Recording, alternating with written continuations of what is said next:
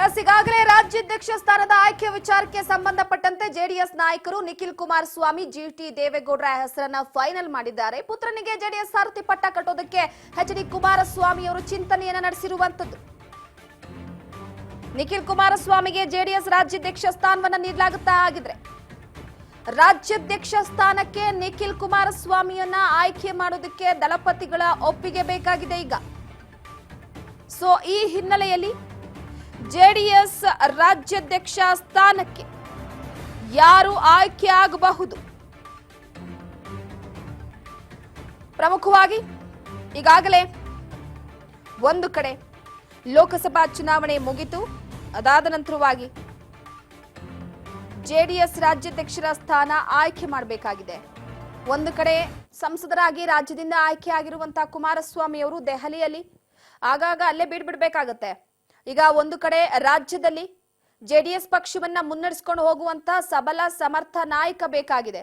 ಈ ಹಿನ್ನೆಲೆಯಲ್ಲಿ ಜೆಡಿಎಸ್ ರಾಜ್ಯಾಧ್ಯಕ್ಷ ಸ್ಥಾನದ ಆಯ್ಕೆ ವಿಚಾರವಾಗಿ ಒಂದು ಸುತ್ತಿನ ಮಾತುಕತೆ ಕೂಡ ನಡೆದಿದೆ. ಇದರಲ್ಲಿ ನಿಖಿಲ್ ಕುಮಾರಸ್ವಾಮಿ ಹಾಗೆ ಹಿರಿಯರಾದಂತಹ ಜಿಟಿ ದೇವೇಗೌಡರ ಹೆಸರು ಫೈನಲ್ ಆಗಿರುವಂತದ್ದು. ಇದ್ರ ಜೊತೆಗೆ ಎಚ್.ಡಿ. ಕುಮಾರಸ್ವಾಮಿ ಅವರು ನಿಖಿಲ್ ಕುಮಾರಸ್ವಾಮಿ ಅವರಿಗೆ ಪಟ್ಟವನ್ನ ಕಟ್ಟೋದಕ್ಕೆ ಮುಂದಾಗಿದ್ದಾರೆ. ಜೆಡಿಎಸ್ ನಲ್ಲಿ ಭಾರಿ ಬದಲಾವಣೆ ಮಾಡೋದಕ್ಕೆ ಎಚ್.ಡಿ. ಕುಮಾರಸ್ವಾಮಿ ಅವರು ನಿರ್ಧಾರ ಮಾಡಿರುವಂತದ್ದು. ಅಂದ್ರೆ ಪದಾಧಿಕಾರಿಗಳ ಬದಲಾವಣೆ ಮಾಡೋದಕ್ಕೆ ಕುಮಾರಸ್ವಾಮಿ ಅವರು ಮುಂದಾಗಿದ್ದಾರೆ. ಅದರ ಜೊತೆಗೆ ಹೊಸ ರಾಜ್ಯಾಧ್ಯಕ್ಷರ ಚುನಾವಣೆ ನಡೆಸೋದಕ್ಕೂ ಕೂಡ ತೀರ್ಮಾನ ಮಾಡಲಾಗಿದೆ. ರಾಜ್ಯಾಧ್ಯಕ್ಷ ಸ್ಥಾನಕ್ಕೆ ನಿಖಿಲ್ ಕುಮಾರಸ್ವಾಮಿ ಜಿಟಿ ದೇವೇಗೌಡ ಸ್ಪರ್ಧೆ ಮಾಡುವ ಸಾಧ್ಯತೆ ಇದೆ. ಅವಿರೋಧವಾಗಿ ಆಯ್ಕೆ ಆಗೋದಕ್ಕೆ ಜೆಡಿಎಸ್ ನಾಯಕರು ಪಟ್ಟನ್ನ ಹಿಡಿದಿರುವಂತದ್ದು. ಅಂದ್ರೆ ಪ್ರಮುಖವಾಗಿ ಜಿಟಿ ದೇವೇಗೌಡರು ಕೂಡ ಜೆಡಿಎಸ್ ಪಕ್ಷದಲ್ಲಿ ಸಂಘಟನಾಕಾರರು. ಅದಾದ ನಂತರವಾಗಿ ನಿಖಿಲ್ ಕುಮಾರಸ್ವಾಮಿ ಯುವ ನಾಯಕ. ಈಗ ಜೆಡಿಎಸ್ಗೆ ಯಾರು ರಾಜ್ಯಾಧ್ಯಕ್ಷ ಆಗ್ತಾರೆ ಅನ್ನುವಂಥದ್ದು ಸದ್ಯಕ್ಕೆ ಪ್ರಶ್ನೆ. ಮತ್ತೊಂದು ಕಡೆ ಜಿಟಿ ದೇವೇಗೌಡರು ಜೆಡಿಎಸ್ ಪಕ್ಷದಲ್ಲಿ ಪಕ್ಷವನ್ನ ಕಟ್ಟಿ ಬೆಳೆಸುವಂತಹ ಹಿನ್ನೆಲೆಯಲ್ಲಿ ಬಹಳ ಪಾತ್ರವನ್ನ ವಹಿಸಿದ್ದಾರೆ. ಇದಾದ ನಂತರವಾಗಿ ಕುಮಾರಸ್ವಾಮಿ ಅವರಾಗಿರ್ಬೋದು, ಜಿಟಿ ದೇವೇಗೌಡರಾಗಿರ್ಬೋದು, ಕೆಲವೊಂದಿಷ್ಟು ಹಿರಿಯ ನಾಯಕರುಗಳು ಎಲ್ಲರೂ ಕೂಡ ಜೆಡಿಎಸ್ ಪಕ್ಷವನ್ನ ಯಾವುದೇ ಕಾರಣಕ್ಕೂ ಕೂಡ ಕೆಲವೊಂದಿಷ್ಟು ಭದ್ರಕೋಟೆಗಳಲ್ಲಿ ಅದೇ ಆದಂತಹ ಸ್ಥಾನವನ್ನ ಉಳಿಸ್ಕೊಂಡು ಬಂದಿದ್ದಾರೆ. ಮಂಡ್ಯ, ಮೈಸೂರು, ಚಾಮರಾಜನಗರ, ಚನ್ನಪಟ್ಟಣ, ಇಲ್ಲೆಲ್ಲ ಕೂಡ ರಾಮನಗರ ಈ ಕಡೆ ಜೆಡಿಎಸ್ ನ ಭದ್ರಕೋಟೆ ಆಗಿದೆ. ಹಾಸನ ಕೂಡ. ಆದ್ರೆ ಈಗ ಸದ್ಯದ ಮಟ್ಟಿಗೆ ಎಲ್ಲವೂ ಕೂಡ ಬದಲಾಗ್ತಾ ಇದೆ. ಜೆಡಿಎಸ್ ಪಕ್ಷವನ್ನ ಸಮರ್ಥವಾಗಿ ನಿಭಾಯಿಸಬಲ್ಲಂತ ಒಂದು ನಾಯಕನಿಗೆ ರಾಜ್ಯಾಧ್ಯಕ್ಷ ಪಟ್ಟವನ್ನ ಕಟ್ಟಬೇಕಾಗಿದೆ. ಪಕ್ಷವನ್ನ ಒಗ್ಗೂಡಿಸ್ಕೊಂಡು, ಕಾರ್ಯಕರ್ತರನ್ನ ಒಗ್ಗೂಡಿಸ್ಕೊಂಡು, ಹಿರಿಯ ನಾಯಕರನ್ನ ಗೌರವಿಸ್ಕೊಂಡು ಹೋಗುವಂತ ರಾಜ್ಯ ಅಧ್ಯಕ್ಷ ಬೇಕಾಗಿರುವಂತದ್ದು.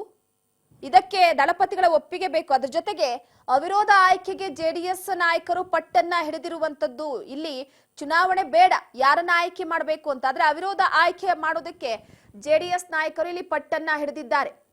ಈ ಹಿನ್ನೆಲೆಯಲ್ಲಿ ಯಾರಾಗ್ತಾರೆ ಜೆಡಿಎಸ್ ನ ರಾಜ್ಯಾಧ್ಯಕ್ಷ?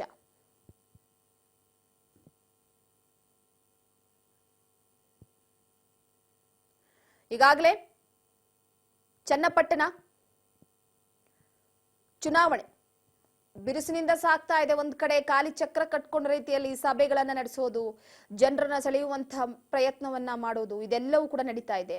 ಜೆಡಿಎಸ್ ಶಾಸಕಾಂಗ ಪಕ್ಷ ಹಾಗೂ ಕೋರ್ ಕಮಿಟಿ ಸಭೆಯಲ್ಲಿ ಇದೇ ವಿಚಾರಕ್ಕೆ ಸಂಬಂಧಪಟ್ಟಂತೆ ಪಕ್ಷವನ್ನ ಬಲಪಡಿಸೋದಕ್ಕೆ ಮುಂದೆ ತೆಗೆದುಕೊಳ್ಳಬೇಕಾದಂತಹ ಕ್ರಮಗಳ ಬಗ್ಗೆ ಪಕ್ಷದ ನಾಯಕರು ಸಮಾಲೋಚನೆಯನ್ನ ನಡೆಸಿದ್ದಾರೆ. ಅದರ ಜೊತೆಗೆ ಕೇಂದ್ರ ಸಚಿವರಾಗಿ ಆಯ್ಕೆ ಆಗಿರುವಂತಹ ಎಚ್.ಡಿ. ಕುಮಾರಸ್ವಾಮಿ ಅವರು ಕೂಡ ಪಕ್ಷ ಸಂಘಟನೆಗೆ ಈಗ ಮುಂದಾಗಿರುವಂಥದ್ದು. ಶಾಸಕ ಮಿತ್ರರು ಮತ್ತು ಕೋರ್ ಕಮಿಟಿಯ ಸದಸ್ಯರುಗಳನ್ನು ಸೇರಿದಂತೆ ಹಲವಾರು ಪಕ್ಷದ ಸಂಘಟನೆಗೆ ಮತ್ತು ಪಕ್ಷದ ಕೆಲವು ನಿರ್ಧಾರಗಳನ್ನು ತೆಗೆದುಕೊಳ್ತಕ್ಕಂಥದ್ದಕ್ಕೆ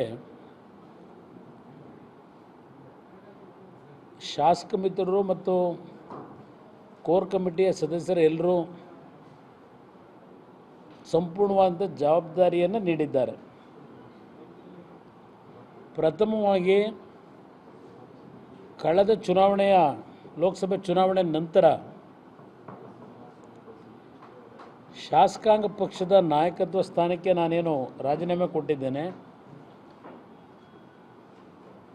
ಹೊಸ ಶಾಸಕಾಂಗ ಪಕ್ಷದ ನಾಯಕತ್ವವನ್ನು ಗುರುತಿಸ್ತಕ್ಕಂಥ ಜವಾಬ್ದಾರಿಯನ್ನು ಶಾಸಕ ಮಿತ್ರರು ಇವತ್ತಿನ ಸಭೆಯಲ್ಲಿ ಸರ್ವಾನುಮತದಿಂದ ಜವಾಬ್ದಾರಿಯನ್ನು ಕೊಟ್ಟಿದ್ದಾರೆ ಮತ್ತು ಮುಂದಿನ ದಿನಗಳಲ್ಲಿ ಪಕ್ಷದ ಸಂಘಟನೆಗೆ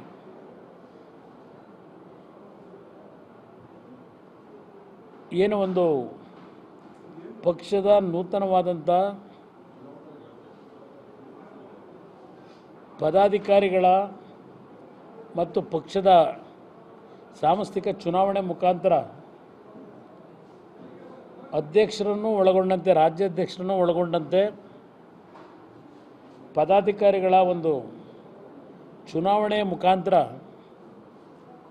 ಆಯ್ಕೆಯನ್ನು ಮಾಡಬೇಕು ಅಂತಕ್ಕಂಥ ದೃಷ್ಟಿಯಿಂದ ಮುಂದಿನ 2-3 ತಿಂಗಳಿನಲ್ಲಿ ಪಕ್ಷದ ಹೊಸದಾಗಿ ಸದಸ್ಯತ್ವದ ನೋಂದಣಿಗೆ ಸಂಬಂಧಪಟ್ಟ ಹಾಗೆ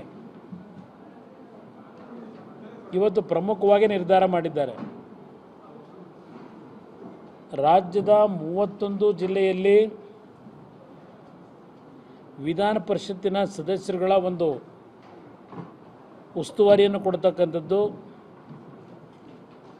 ಮತ್ತು ಕೆಲವು ಪ್ರಮುಖ ನಾಯಕರು ಕೋರ್ ಕಮಿಟಿಯಲ್ಲಿದ್ದಾರೆ, ಅವ್ರಿಗೂ ಉಸ್ತುವಾರಿಯನ್ನು ನೀಡೋದ್ರ ಮುಖಾಂತರ 31 ಜಿಲ್ಲೆಯಲ್ಲಿ ಪಕ್ಷದ ಸದಸ್ಯತ್ವದ ನೋಂದಣಿಯನ್ನು ಮಾಡಲಿಕ್ಕೆ ಪ್ರಥಮ ಬಾರಿಗೆ ಅತ್ಯಂತ ಯಶಸ್ವಿಯಾಗಿ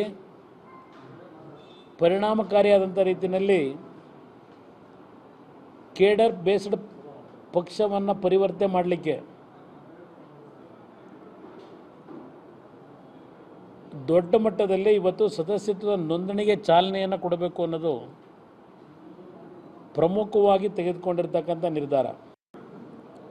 ಶಾಸಕ ಮಿತ್ರ ಪ್ರಮುಖವಾಗಿ ಈಗಾಗಲೇ ಕುಮಾರಸ್ವಾಮಿ ಅವರು ಕೂಡ ಹೇಳಿಕೆ ಕೊಟ್ಟಿರುವಂತದ್ದು, ಈಗಾಗಲೇ ಸಂಘಟನೆಯ ಬಗ್ಗೆ ಹೆಚ್ಚು ಗಮನ ಹರಿಸೋದಕ್ಕೆ ಸಾಧ್ಯವಾಗ್ತಾ ಇಲ್ಲ. ಈಗ ಆ ಕಾರಣದಿಂದ ಜವಾಬ್ದಾರಿಯನ್ನ ಬೇರೆ ನಾಯಕನ ಹೆಗಲಿಗೆ ವಹಿಸಬೇಕಾಗಿದೆ. ಇದಕ್ಕೆ ಒಂದು ಕಡೆ ನಿಖಿಲ್ ಕುಮಾರಸ್ವಾಮಿ ಹಾಗೆ GT ದೇವೇಗೌಡರ ಹೆಸರು ಕೇಳಿ ಬಂದಿದೆ. ಈ ಹಿನ್ನೆಲೆಯಲ್ಲಿ ಹೊಸ ರಾಜ್ಯಾಧ್ಯಕ್ಷರ ನೇಮಕ ಸೇರಿದಂತೆ JDSಗೆ ಶಕ್ತಿ ತುಂಬೋದಕ್ಕೆ ರಾಜ್ಯಾದ್ಯಂತ ಸದಸ್ಯತ್ವದ ಅಭಿಯಾನವನ್ನ ಕೈಗೊಳ್ಳೋದಕ್ಕೆ ಒಂದು ಕಡೆ ಕೋರ್ ಕಮಿಟಿಯಲ್ಲಿ ಆ ಸಭೆಯಲ್ಲಿ ನಿರ್ಧಾರ ಮಾಡಿರುವಂತದ್ದು. ಇದರ ಜೊತೆಗೆ ಮುಂದಿನ ದಿನಗಳಲ್ಲಿ ಪಕ್ಷ ಸಂಘಟನೆಗೆ ಅತ್ಯಂತ ಪ್ರಮುಖವಾದಂತಹ ನಿರ್ಧಾರ ಕೈಗೊಳ್ಳಲಾಗುತ್ತೆ. ಪದಾಧಿಕಾರಿಗಳ ಬದಲಾವಣೆ ಮಾಡಲಾಗುತ್ತೆ. ಹೊಸ ರಾಜ್ಯಾಧ್ಯಕ್ಷರ ಚುನಾವಣೆಯೂ ನಡೆಯಲಿದೆ. ಸದಸ್ಯತ್ವ ಅಭಿಯಾನಕ್ಕೆ ರಾಜ್ಯದ 31 ಜಿಲ್ಲೆಗಳಲ್ಲಿ ವಿಧಾನಸಭಾ ಕ್ಷೇತ್ರದಲ್ಲಿ ಮುಖಂಡರಿಗೆ ಉಸ್ತುವಾರಿಯನ್ನ ವಹಿಸಲಾಗುತ್ತೆ. JDS ಅನ್ನ ಈಗಾಗಲೇ ಕೆಲವೊಂದಿಷ್ಟು ರೀತಿಯಲ್ಲಿ ಬಲಪಡಿಸಬೇಕಾಗಿದೆ ಅಂತ ಸಭೆ ಬಳಿಕ ಹೇಳಿಕೆಯನ್ನ ಕೊಟ್ಟಿರುವಂತದ್ದು. ಲೋಕಸಭಾ ಚುನಾವಣೆಯಲ್ಲಿ JDS ಬಿಜೆಪಿ ಕಾರ್ಯಕರ್ತರು ಅವಿರತವಾಗಿ ಶ್ರಮಿಸಿ ಒಳ್ಳೆಯ ಫಲಿತಾಂಶ ತಂದುಕೊಟ್ಟಿದ್ದಾರೆ. ಇವರೆಲ್ಲರ ಶ್ರಮ ಮಂಡ್ಯ ಜನತೆಯ ಆಶೀರ್ವಾದದಿಂದ ಕೇಂದ್ರ ಸಚಿವನಾಗಿದ್ದೇನೆ. ಪ್ರಧಾನಿ ನರೇಂದ್ರ ಮೋದಿ ಅವರು ನನಗೆ ಕೆಲವೊಂದಿಷ್ಟು ಜವಾಬ್ದಾರಿಯನ್ನ ನೀಡಿದ್ದಾರೆ. ನನ್ನ ಅನುಪಸ್ಥಿತಿಯಲ್ಲಿ ಪಕ್ಷಕ್ಕೆ ಬಲ ತುಂಬಬೇಕಾಗಿದೆ. ಅದಕ್ಕೆ ಏನೆಲ್ಲ ಮಾಡಬೇಕು ಎಂಬ ಬಗ್ಗೆ ನಾಯಕರು ಶಾಸಕರ ಜೊತೆ ಚರ್ಚೆಯನ್ನ ನಡೆಸ್ತಾ ಇದ್ದೇನೆ. ಇನ್ನು ನಿಖಿಲ್ ಕುಮಾರಸ್ವಾಮಿಗೆ ಜವಾಬ್ದಾರಿ ನೀಡುವ ವಿಚಾರಕ್ಕೆ ಸಂಬಂಧಪಟ್ಟಂತೆ ಸಾಮೂಹಿಕ ಜವಾಬ್ದಾರಿ ಮೂಲಕ ಸಂಘಟನೆಗೆ ಹೆಚ್ಚು ಶಕ್ತಿ ತುಂಬೋದಕ್ಕೆ ತೀರ್ಮಾನಿಸಲಾಗಿದೆ. ನಿಖಿಲ್ ಕುಮಾರಸ್ವಾಮಿ ಸಂಘಟನೆಯಲ್ಲಿ ಹೆಚ್ಚಿನ ಪ್ರಮಾಣದಲ್ಲಿ ತೊಡಗಿಸಿಕೊಳ್ಳಬೇಕು ಅಂತ ಎಲ್ಲರೂ ಕೂಡ ಸಲಹೆಯನ್ನ ಈಗ ನೀಡಿದ್ದಾರೆ. ಕೋರ್ ಕಮಿಟಿ ಜೊತೆಗೆ ಶಾಸಕಾಂಗ ಪಕ್ಷದ ಸಭೆಯನ್ನು ಕೂಡ ನಡೆಸಲಾಗುತ್ತೆ. ಪಕ್ಷವನ್ನ ತಳಮಟ್ಟದಿಂದ ಮರು ಸಂಘಟನೆ ಮಾಡಲಾಗುತ್ತೆ. ಸದಸ್ಯತ್ವದ ಅಭಿಮಾನವನ್ನ ದೊಡ್ಡ ಪ್ರಮಾಣದಲ್ಲಿ ನಡೆಸಲಾಗುತ್ತೆ ಅಂತ ಈ ಸಂದರ್ಭದಲ್ಲಿ ಒಂದು ಕಡೆ ಕುಮಾರಸ್ವಾಮಿ ಅವರು ತಿಳಿಸಿರುವಂತದ್ದು.